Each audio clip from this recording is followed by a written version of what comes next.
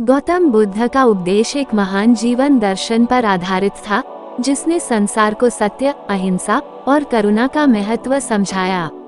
गौतम बुद्ध का जन्म 563 बीसी कपिलवस्तु के निकट लुम्बिनी में हुआ था। उनका मूल नाम सिद्धार्थ था। उनके पिता शुद्धोधन शाक्य वंश के राजा थे और उनकी माता महामाया थी। सिद्धार्थ का जीवन राजसी वैभव में बीता, परंतु युवावस्था में उन्हें संसार के दुख और कष्टों का बोध हुआ। उन्होंने वृद्ध, बीमार और मृत व्यक्ति को देखा, जिससे उन्हें ये समझ आया कि जीवन नश्वर और दुखमय है। इस अनुभूति ने उन्हें सत्य की खोज के लिए प्रेरित किया। एक दिन सिद्धार्थ ने राजमहल का त्याग कर दिया और सन्यासी बनकर सत्य की खोज में निकल पड़े। उन्होंने कई वर्षों तक कठोर तपस्या की, लेकिन उन्हें शांति नहीं मिली। तब उन्होंने मध्यम मार्ग अपनाया, जो न तो कठोर तपस्या थी और न ही भोग विलास का जीवन।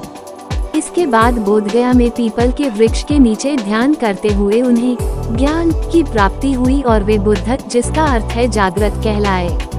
ज्ञान प्राप्त करने के बाद उन्होंने सारनाथ में अपना पहला उपदेश दिया, जिसे धर्मचक्र प्रवर्तन कहा जाता है।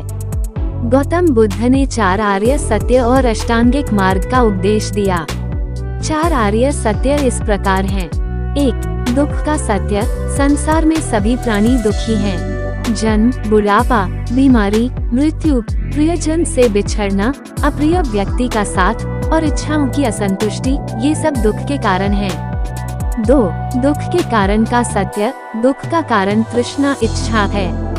ये तृष्णा ही जन्म, मृत्यु और पुनर्जन्म का चक्र चलाती है। 3. दुख निरोध का सत्य। दुख का अंत संभव है। जब तृष्णा का नाश हो जाता है, तो दुख का भी अंत हो जाता है। इसे निर्वाण कहा जाता है, जो शांति और मोक्ष की अवस्था है।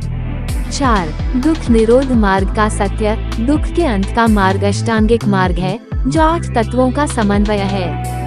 यह मार्ग है सम्यक दृष्टि, सही दृष्टिकोण, सम्यक संकल्प, सही विचार, सम्यक वाणी, सही वाणी, सम्यक कर्मांत, सही कर्म, सम्यक आजीविका, सही आजीविका, सम्यक प्रयास, सही प्रयास, सम्यक स्मृति, सही स्मृति, सम्यक समाधि, सही ध्यान।